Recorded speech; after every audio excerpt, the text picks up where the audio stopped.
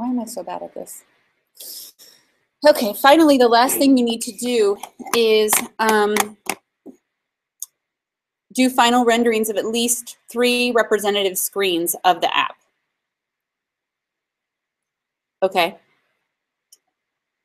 So maybe you want to mock up this screen, what it looks like when you're exploring this screen, and then maybe like as you're quizzing yourself, you know, just to show what the kind of look and feel is going to look like. You got it?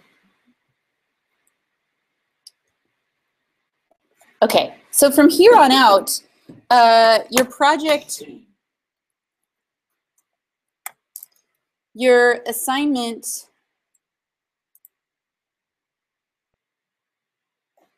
project 2 is due at the end of next week. So I'm just bringing up project 3 so you can start thinking about it. But project 2 is due at the end of next week, November 5th, so a week from today. And I think the plan for, we'll have a session Saturday morning and maybe we'll do one Monday afternoon. So you have a couple of more opportunities to get some feedback before it's due on Thursday. And then Thursday, we don't have a live meeting scheduled, but we could, if that would make it easier. Maybe we should meet in person, it might be easier. And then, do you guys feel strongly about doing your final critique in person, or you want to do it in person? Okay. Okay. Okay, well we can change that. I'll reset the schedule and send a message out to you based on what I hear from Melissa and from Caitlin about the Monday or Friday deal. And then I might make a couple changes to the schedule, but then we'll plan on meeting in some form next Thursday. And then that's where you present your work. If you need to make any additional adjustments, you'll have a few days to get that last set of changes made, okay? All right, let's talk about, let's see. Let's go to look at people's work.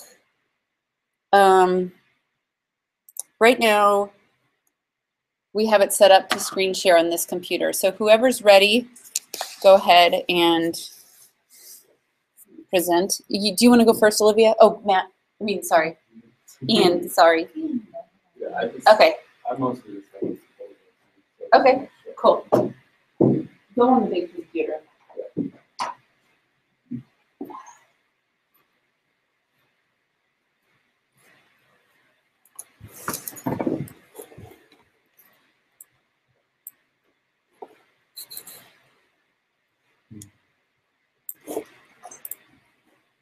You can close that window. Okay, it'll still show it if I go, because I need to get on my Google Drive, so I assume. Okay, just open up a new browser window. And then you can go on the Google Drive. Because it's sharing that computer screen.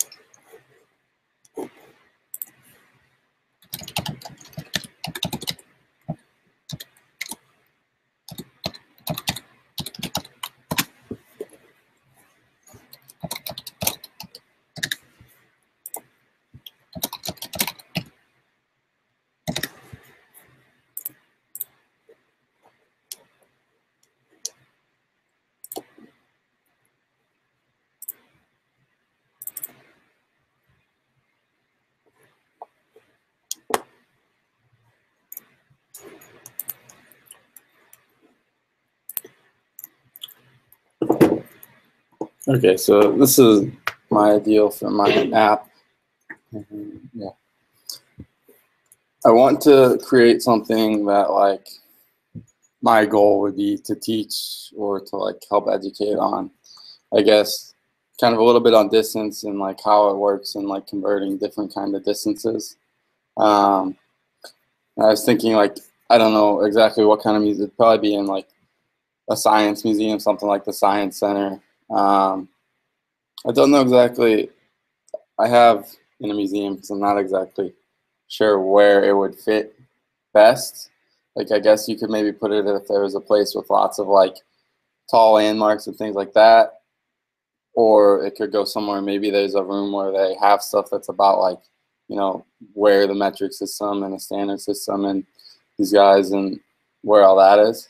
So that's kind of what I'm thinking.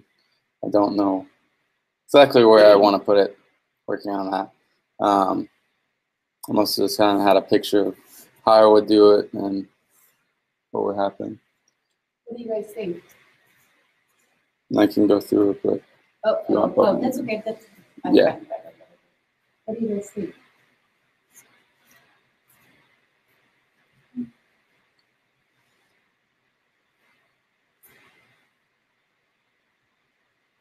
I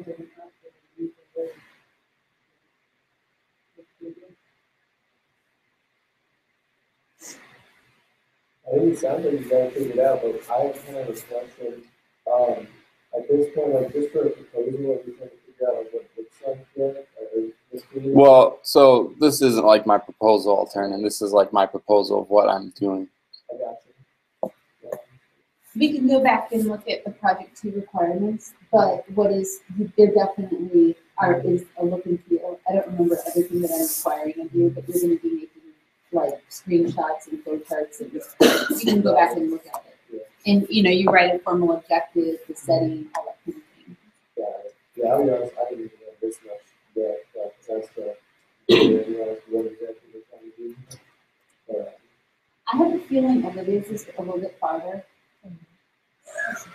So hopefully, I don't know if you saw her last presentation. Did you see her last presentation? I think she's far enough along to give us some new data. I'm not sure if you've made some evolutions to your project. Okay, well, okay, good. So that's going to help some new stuff. And actually, Gypsy's was too. If I recorded that session, she actually proposed like a whole exhibit. We're really talking about one component. Yeah. Yeah. So mine would just be. She's a big thinker. And I think that it might help if this whole unit of measure thing, if you could tie it to something in the curriculum, something curricular, and maybe talking to some teachers or just Googling around in like, what is the age group? Like, just to give you a sense, I mean, my 6th grader right now, they're talking about units, and it's talking about like, you know, getting really clear really fast on this liter to milliliter to, you know, and I thought about it, and she's like, well, a liter's bigger than a milliliter, so I assumed a centimeter was bigger than a meter. I mean, it's not, you know, it's not all of, but then for a younger group, they're also talking about units, but what level of understanding are they working on there? And then this has been a weakness of other projects in the past, is that the museum is a unique environment, right? Because you have all sorts of kids from all walks of life coming in there, and parents. And it's also a touchy, you know, a touch collaborative experience. So what I'm trying to ask you to do is to come up with some kind of an interactive experience that's going to take advantage of the museum environment, right? Right. I'm not sure I know what you mean. Well, for example, if you make something, if you propose something that pretty much could be an app or a website, what's the point? Why would kids come into the museum? Okay. You know, so if this is, here you're going to learn your units by, you get to stack these replicas up, and then it's going to show relative sizes compared to this or that. Or how many of you does it take to get to the moon? Or how many, maybe you stand up to a scanner and it sees, it reads your height, and then you can select from all of these options, which would be a simple database, really, wouldn't be that hard to build. But you say, I want to know how many of me would it take to get to the top of the Empire State Building? And it says, it would be 207,000, I don't know, or Okay. 207 of you. And then some other kids like, well, wait, would it be more of me or not? So you have to think about, this is going to be something that kids are not going to, they're going to come, they're going to play with it for a while, and then they're going to move on. So there has to be some kind of a immediate gratification, and it has to facilitate a lot of kids running up to it and wanting to interact in different ways. So maybe the way that you start talking about units is that they're comparing themselves to things in their environment. Like, how many of you does it take to get to the top of the arch? If we stack you end on end. So you graphically maybe choose different icons or something like that, Yeah. or here to the moon. I don't know. Okay. And but it's kids can play with it together, and then maybe you say, well, I want to see what this distance is in meters, centimeters, feet, and then you say you are 1.2 meters or 120 centimeters or 2.7 feet. You know what I mean? So you're converting the units, but the way that the kids interact with it is in a way that's taking advantage of this public physical environment where there are a lot of kids running down. So you make it fun and interactive and an experience that they can't get at home Okay. on an app. So think about that. Okay. Does anybody have anything else? Yeah, Brian? On the same line, so there's you just walk down to it right now. If you go on the science museum, there's a little square to the weight that you stand on, and the display it says this instead of saying your weight, it says this is how expensive you are to be able to take your space. And so, like for me, it would take 66 million units of money of whatever currency to take me to the moon, because the fuel requirements, food, oxygen, everything lives with it and it breaks it down Yeah. just to sustain one person. Because of all the stuff behind it. And you get your weight on the moon too, probably. Yeah. And then if you have somebody else, with something lighter, all of a sudden it's like 54 million. And whoa, it takes less. You should be an astronaut. And then you inspire someone to maybe be an astronaut or whatever, through showing the measurements. If your learning objective is going to help kids have a better understanding of relative distances and unit of measure conversion, Mm-hmm. the best thing you can do to make your proposal as strong as possible is to quote some source. You know what I mean? That says, maybe that's a learning objective in 3rd grade. Go to some education website and learn about units of measure and where in the curriculum, and then you can say, this supports 3rd grade learning objectives in the state of Missouri, where kids are trying to understand relative distances, units of measure conversions. So you tie it to curriculum and what kids are supposed to be learning at that age. And then the museum director looks at your proposal and they're like, yes, this is perfect. This is great. I can use this and sell this to 3rd grade teachers so they do a field trip here. Okay. You see how it's all connected? But units of measure are kind of boring, frankly.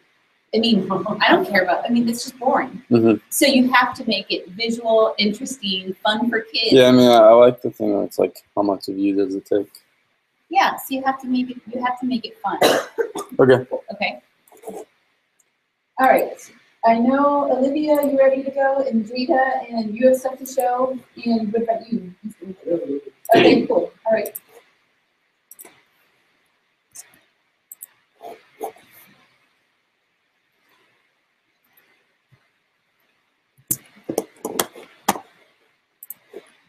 You can close out my window.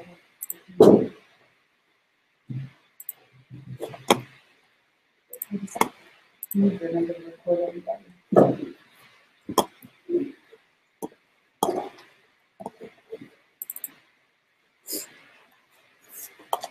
Nobody else. Okay.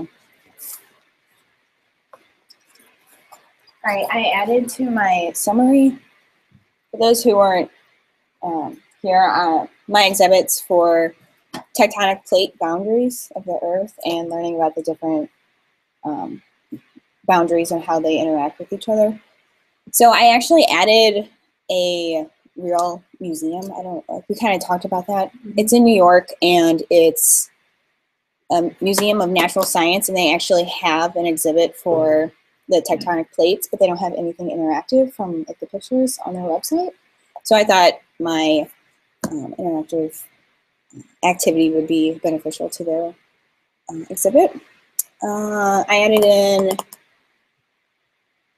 the timeline that we talked about. So there's really going to be 2 parts of this activity where you can see actually how the Earth has changed from like 8 million years ago. Here, let me just go down. I have 2. Is that big? That's not big enough. How can I make it bigger? Oh, right here. No, that didn't work. Okay.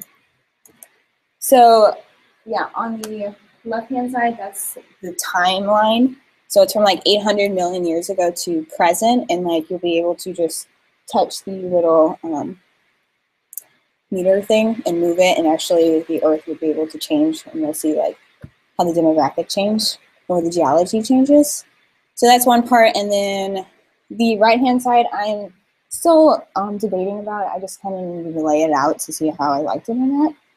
But that's where it'd be the continental drift would be one of the activities you can do, and then the other 3 you would be able to just click on it and then actually be able to move the plates around and converge them or take them apart and see what actually happens. So I haven't decided if I should just do like 2 different things or if I should like separate each boundary by itself yet. So that's what I have so far. And then I'm going to do at least 1 more mock-up because I want like a start screen. And I put it on an iPad even though I want it like on a rather big like touch screen TV. I just put that on there right now. So that's what I have. Do you guys have any comments? I don't really see it, but does the timeline go like past the present into the future? at all? No. Is that- That's kind of a good idea, like if we have projections But of it's not that. like a huge thing, right? It's not like- No, I didn't think of that. That's a good idea. If you did do that, then your timeline would have to be visually different from the past to the future. Yeah. So you know kind of where you are, like when you start now, and you go back, Mhm. and then it's like nobody really knows. But I'm sure there's some data out there where science Yeah, they're predicting scientists it. have big projections about what's going to happen. I'm going to add more, like, so if they drag it to like 500 million years ago, if they keep it there, then I'll put like information of like what's going on at that time in the Earth. Just like little information on along the side, so it connects more to history of the Earth. Any other comments?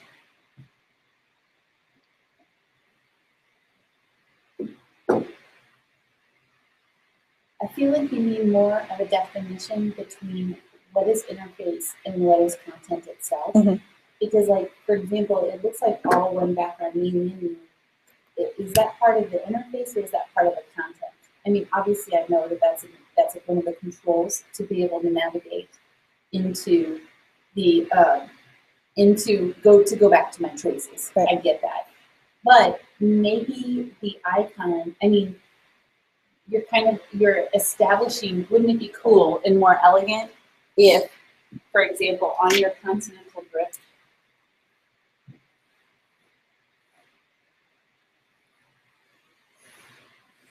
okay, so maybe you don't, maybe this is heavier right here, right?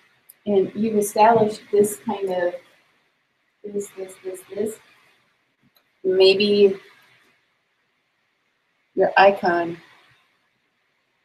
looks like that to reflect this main menu. And we remember, Okay. because so we see the connection between, oh yeah, I remember, that gets me back there. Okay, You're not going to have tons of controls, and then you have your interactive here, and maybe you show, here's where the text comes in. Maybe there's an audio link, where we can hear it, and then is there a way design-wise that it's more apparent You know, I would be a little bit more sensitive about your use of color and lines and all of that. So this is really obvious that this is the control. Okay. This is what you want us to play with. Okay. And how the additional info appears here.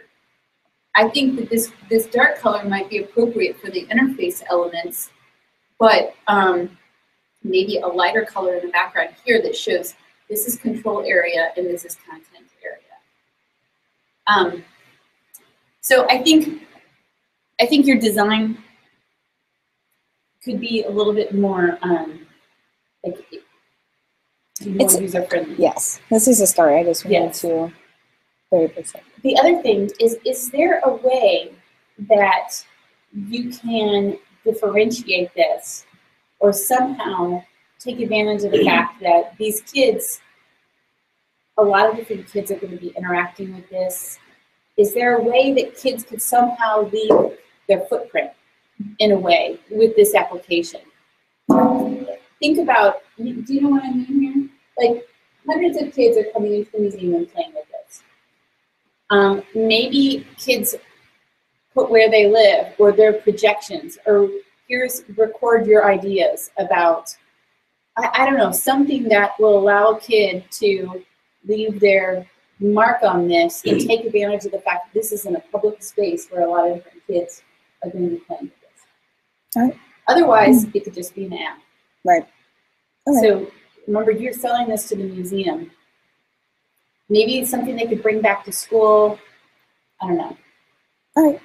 Like a printout or something. Something. Maybe a Zoom in section of like, hey, I'm from here, and it counts and people on the main one, and then as a quick it's zoomed in on that region and we'll use it for the time scale, but only for that person's area to lock in.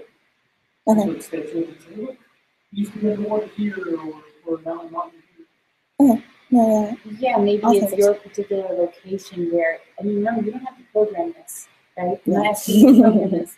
So you can think big. Okay. Think beyond what you can figure out in your head, like, oh my God, how in the hell would I make this work? Okay. Okay. Okay. I like that idea. Maybe it becomes personalized for your particular location, and then you can go back through the history and see all of the different location.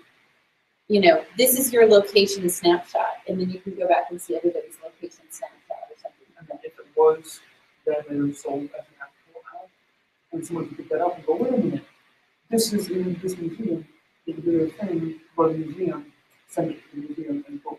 That's kind of cool. Okay. Yeah. Links back in the museum. Great. All right. Thank you. Helping you in that? Okay. All right, take it away.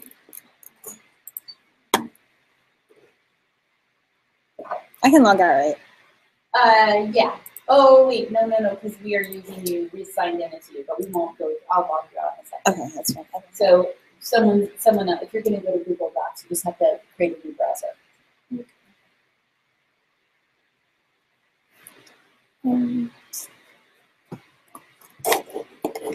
Actually, it's in my.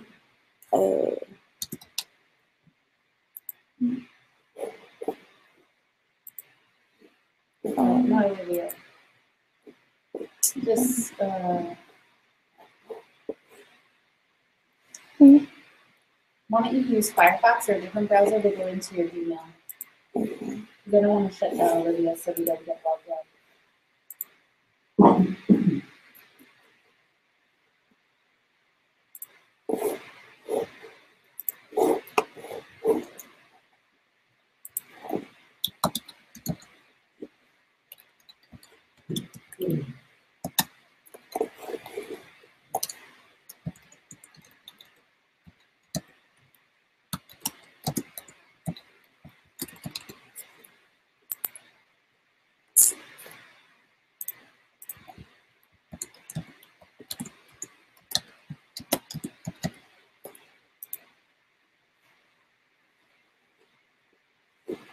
Mm.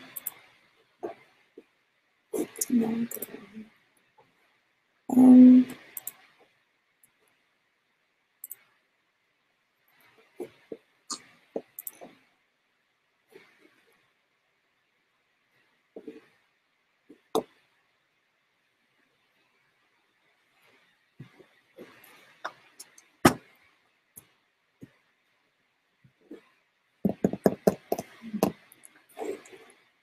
Okay.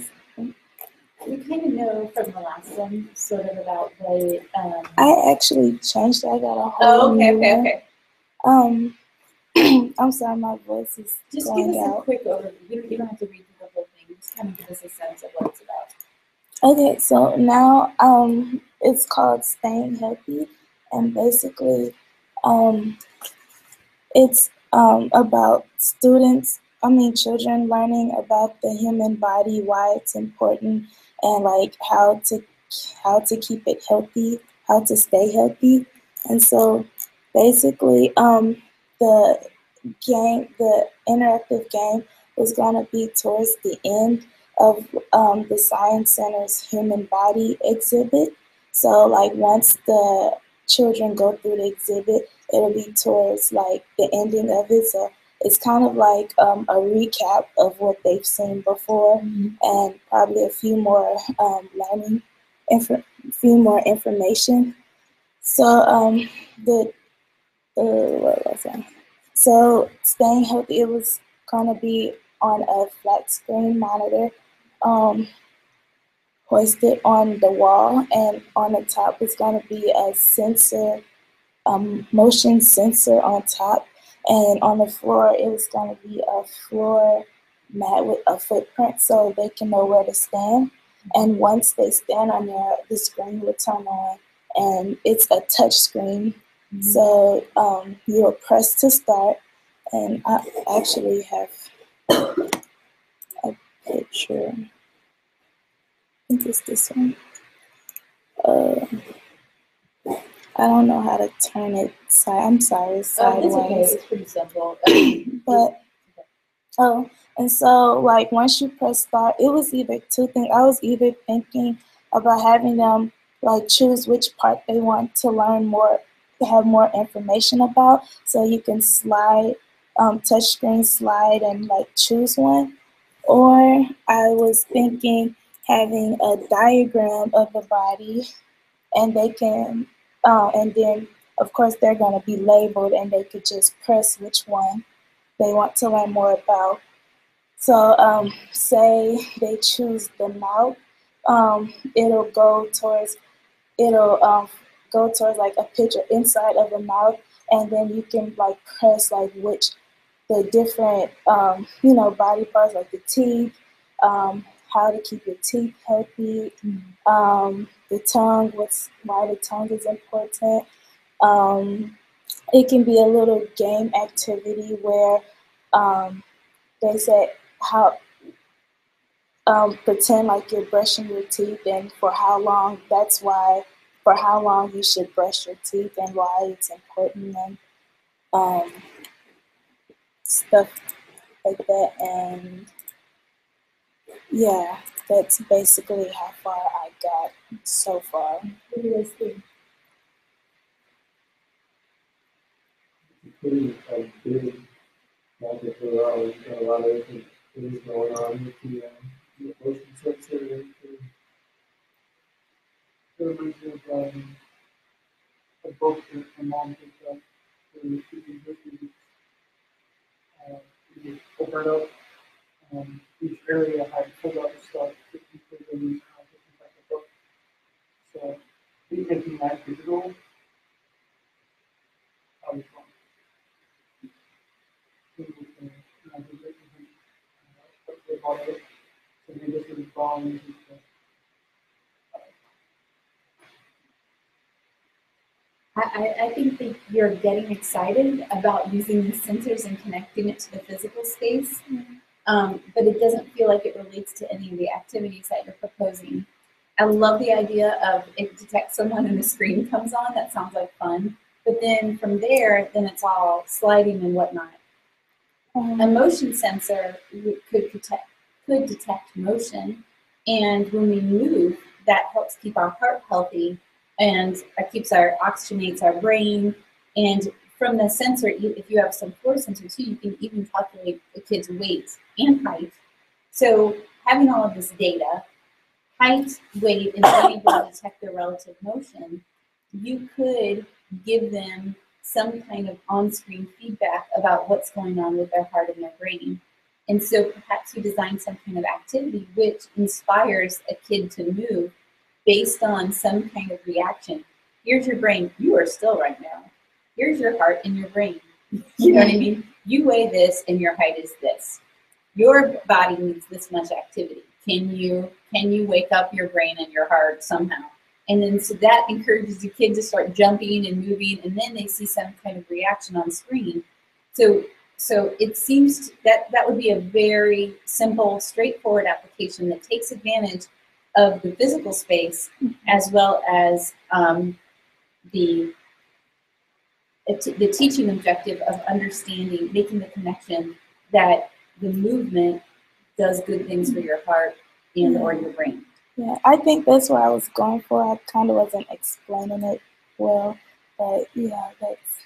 Okay, so think about, like, first of all, I would do a little bit of research about heart rates and oxygen levels and how what type of exercise and movement, how it affects those two things. How is your screen going to react when you have like 3 kids jumping around there? You know what I mean? So maybe there's some beginning. I'm not sure how it would handle those situations, but I think focusing on one specific interactive activity is probably is really all you should be doing right here. Mm-hmm. You know, don't try to teach them everything about every part of the body.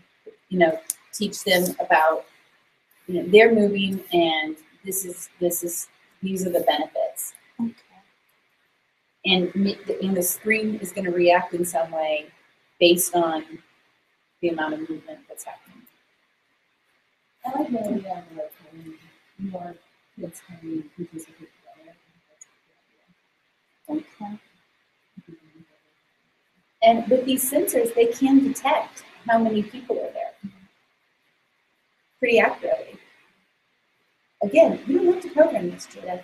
Think big and create something fun that your programmer's going to really, Jada, really. It doesn't matter. We're not making it. Okay? Mm-hmm. Cool. There's a dance piece that is at the Chicago Museum of Science and Industry that might be of inspiration to you. I'll try to send you a link if I can find it. And it captures on the screen of all the kids that are dancing in the space. It's really cool.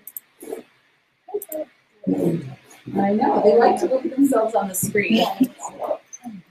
Maybe it's their reflection superimposed with some background graphics that's showing how they're affecting their heart and their brain or something like that.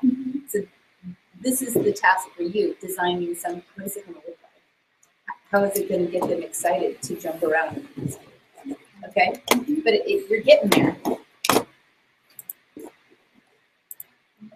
Okay, I'll see you later. No problem.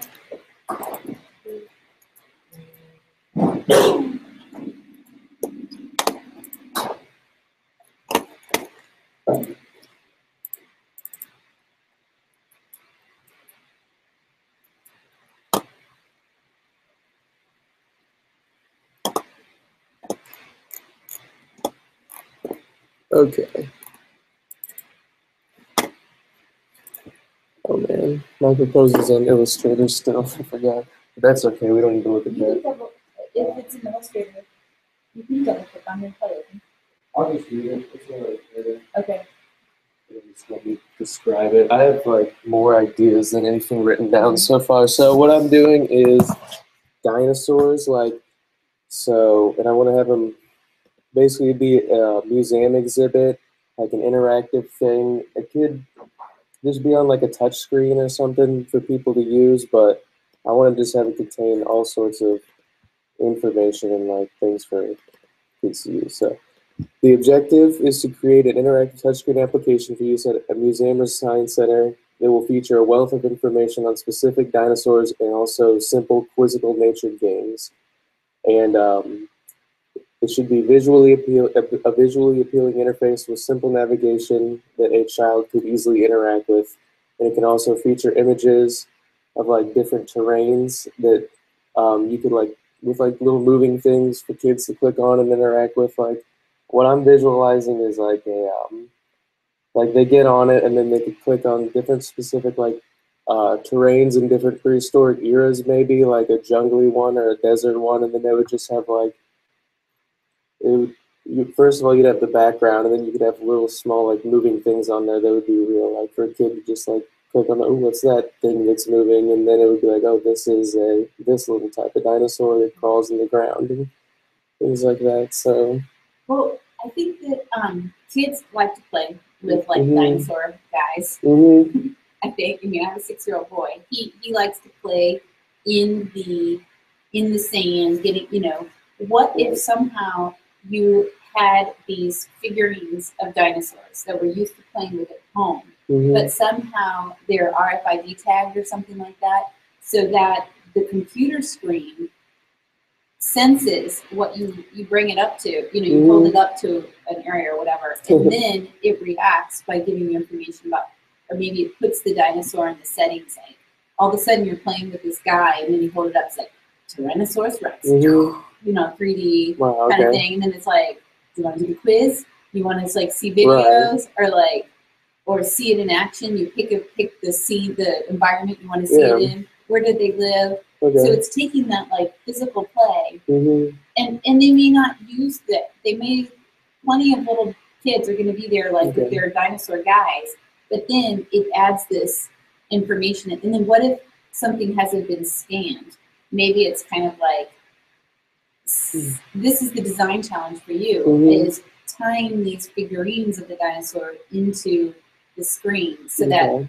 kids know that somehow by placing this dinosaur up by some kind of a sensor is going to give them access to this dinosaur's world. Okay. I don't know. Think about the physical space and Right. the environment of the museum Mm-hmm. and the collaborative play that's going on, Mm-hmm. and making this something that's special. Okay. Where So think three-dimensionally, basically. think about the space. Yeah, Mhm. I mean, at home you may have your dinosaur guys, but you Mhm. don't have. You can't hold them up to be like, I want to see what this looks like in real life. Right. And then bam, it comes up on Okay. the screen. That's good.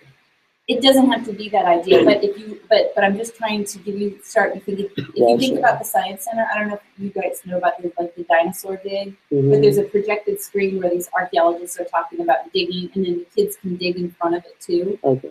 So it's connecting the physical exhibit Mhm. with some cool interactivity that's happening Right. right there too. Right. I see what you're saying. Again, you don't have to program it. So I do like also I had I just was sure, like I have all these imagery or images of these different dinosaurs that I could use, and my idea was to have them like take the image of it and have a quiz where they'd be blacked out, and the kid would have to like guess what type of dinosaur it is, and then if they get it right, then it would appear in color. So that's And just you something can do simple that I with could What do. if those were like, imagine those were 3D printed, so they're like models like this. Mm-hmm. They're like this dinosaur. Take the quiz, and then the kid's like, I got it, and they go and they grab it and they hold it up and like, very good. You know what I mean? Right. So you are getting them to play in this space with your dinosaur guys, Mm-hmm. but at the same time, some of the kids may just be like farting around in the dinosaur pit, like Mhm. you know. And but then some kid be like, I'm taking the quiz. Hey, I need that one. I got it. You know, and then Right. I see what you're saying. So it could go in different directions right now. I'm still in that phase. yeah, yeah. Okay. Well, that's about all that I have prepared. Okay, well keep going with it. I think that now you're. I hope that the critique helped. Yeah. Hearing that. Absolutely. I'm actually gonna you had good questions on your proposal or topic headlines. I'm gonna try to get those from you. Try to figure out how I can structure my Brian, proposal you have better. something to share? Steve has the exact same thing that I was trying to do. Okay. Do you want to share your work? Yeah. I actually had two part idea. So it's like, this could go in many different ways. I mean, I was editing it before already. But second time, someone else, selected some bee thing, and then somebody else thinks of a dinosaur thing. Oh well. It doesn't matter. This is about what's going to be good for your portfolio. Yeah. Nobody's going to be looking at yours right next to Matt's anyway. By the way, if those of you guys are looking at internships tonight, there's an event at Momentum. Did you guys see that? Lindy was telling me about that because I never practicum. Right. She said it's with like bonus points if I go to that. So Get your bonus points on. yeah, what time is that? I have it. I do like the Webster INTM Facebook page. Okay, go to Facebook right now. I might take it. Do you guys like it? Did you like it? Did you like it, Ian? I harassed you about it. Go to Facebook, and then it's all under. I posted it on the page, so you can find it there. Yes. What do you call it? INT and what? Webster INTM, I think is the page. It's. Okay. You can find it. Yeah, I think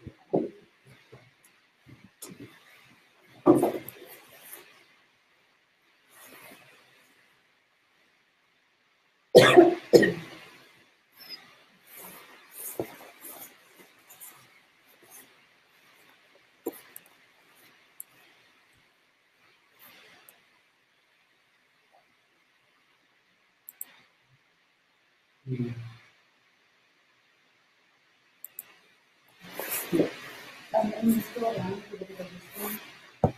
You can find it. If you just search for Webster INTM all one word, we're going to just do Webster INTM all one word. Okay, Brian, go ahead. Okay, so going through, like I said, the various museums, and I'll still be doing that over each weekend. Display consisting of information for dinosaurs, and I was actually wanting to start with the part 2, where kind of like the tectonic plates, you'd be able to see like a globe, and it would see where you're trying to interact with it, and go, oh, this region we have known existences of X dinosaur, and then the actual flat screen just will show that. And wrote in just recently, like, wait a minute, it could be in a dino exhibit. So the curator will be able to say, hey, we've got these on display, and I go, oh, by the way, if you look around, you might be able to find this in your environment. And you'll go, oh, there it is. And then send you to a different part of the exhibit. Yeah, it's all written down. I think that these are just, I don't have much to say about it because it seems kind of the based on what we talked about. Yeah. I think the key is tie it to something in the curriculum, find a specific spot for it in the museum, and then take advantage of the qualities in the museum to make this an interactive experience that is different from what you can get at home. Every kid, not every kid, but a lot of kids have access to iPads, computers, Xboxes, etc. So how are you going to make this special and attract more people to the museum? That's really where the goal is. And also, this is at home, if a kid is playing an Xbox or an iPad, you might play for hours. In a museum, you're creating something that you do for a minute and you go on to the next thing. So it can't be this like long story, where you earn points and Yeah. So those are the qualities that I want you to think about as you take this idea further. Yeah, that's why I added in the part where, well, what if there's things nearby? Then you can go, hey, it'd be more like a hub of like all the places and dinosaurs in this region, that region, and then have them be on display. And so, Okay. All right. but it doesn't sound as cool as other people's. Okay. Well, if you can pitch, start with the learning objective in a specific spot. I mean, it's wonderful that you've seen the Science Center and there's plenty of ideas of, there's space information, there's information about, there's so many different sections there that you can tie into. Yeah, I'm still trying to work on that. Yes. Okay, so we do have something scheduled for Saturday, and it sounds like Monday's going to be a good Monday afternoon to be a good peak. So if you want another peak before next Thursday, there's going to be a couple of opportunities. Okay. All right, Brian, for the next critique, more, More, want some visual stuff? yeah, I was gonna work